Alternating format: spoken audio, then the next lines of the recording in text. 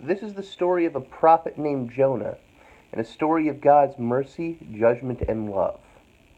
There was once a prophet named Jonah who was called to go to the land of Nineveh to prophesy against the sins they had committed.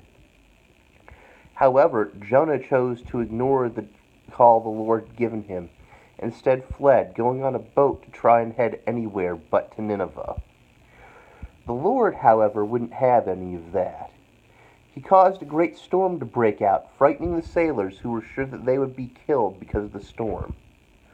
Realizing the judgment he had brought on the people he was with, Jonah told the sailors that he had been a prophet of the Lord trying to seek to escape his calling.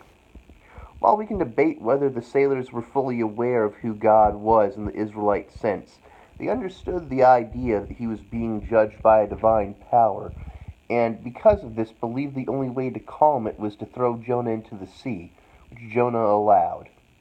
Once thrown into the sea, Jonah was swallowed by a great fish, within whom he resided for 3 days and nights. While within the fish, Jonah prayed and sang songs to the Lord for strength and guidance and mercy. At the end of the 3 days, Jonah was spit upon the land near Nineveh. As much as he had tried to run, he had still found himself back home, or back where the Lord had always wanted him to be.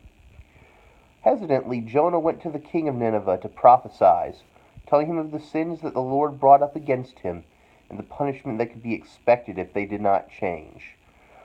Terrified by what he had been told, the king of Nineveh tore his clothing, wore sackcloth and mourning, and declared a national time of mourning and prayer in order to ask forgiveness for their sins from the Lord. Because of their insincerity in their decision to change, the Lord decided to withhold his judgment that had been promised from Jonah.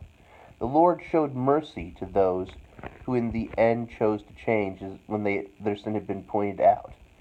Jonah, however, was displeased by this sign of mercy.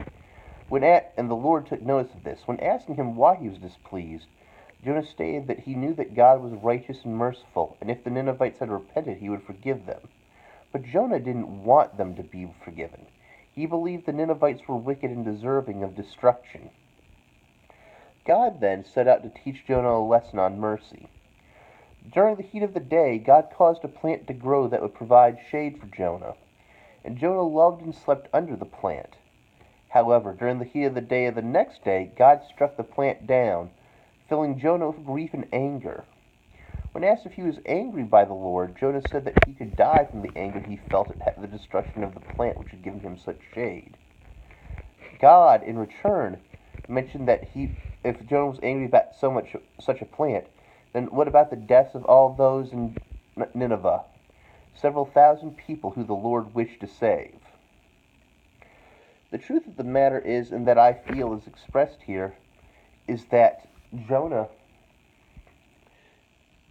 is like many of us in that we feel that judgment should always be necessary. But judgment to the Lord is only necessary after a warning has been given and has not been obeyed.